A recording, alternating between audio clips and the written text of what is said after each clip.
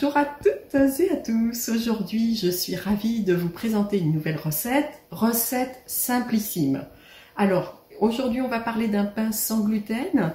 Je vous ai choisi un mix tout prêt de Char, hein, je fais de la pub, mais vous pouvez prendre un mix d'une autre référence. L'idée, c'est de vous donner les ingrédients à utiliser pour faire ce pain, le temps dont vous allez avoir besoin, et puis ensuite on passe à l'étape de la vidéo réalisation du pain.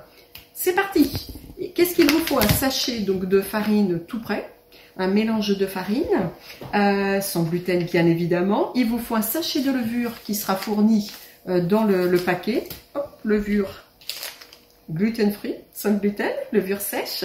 Il vous faut du sel, il vous faut 400 ml d'eau. Et il vous faut de l'huile plutôt de colza ou tournesol qui est conseillée sur le paquet. Donc voilà pour les ingrédients. Et voilà, réalisation de votre pain, suite. Alors il nous faut 40 g d'huile. On commence dans l'ordre, moi vous savez c'est simple, je lis ce qui est sur le paquet et je suis les instructions. Donc 40 g d'huile, ensuite on va mettre 8 g de sel.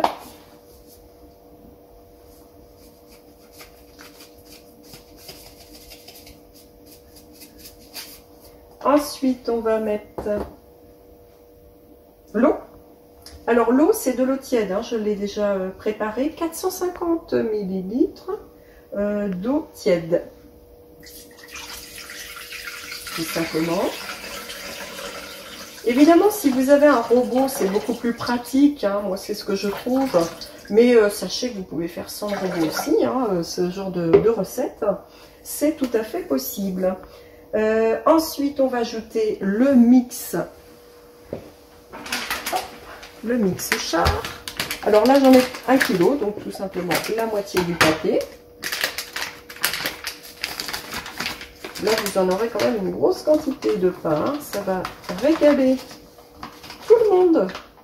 Petits et grands M. Hein. Moi, je l'ai testé avec mes 2 ados. Ça marche très bien. On a dit 500 g.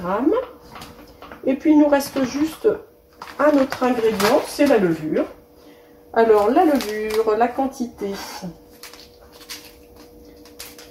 de levure, c'est tout simplement le sachet 10 g de levure sèche. Hop, 10 g. Le sachet.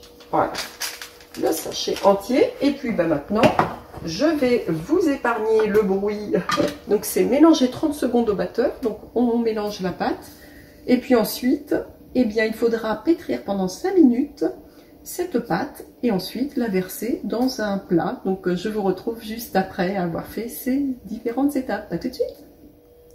Et voilà. Voilà le résultat. Donc moi ce que je fais une fois que donc le mélange est bien fait, je rajoute un peu de farine parce que ça a tendance à un petit peu coller à mon goût. Pour moi c'est la farine de riz, ça peut être farine de sarrasin, maïs ou un petit mélange, ce que vous avez sous la main, j'ai envie de dire.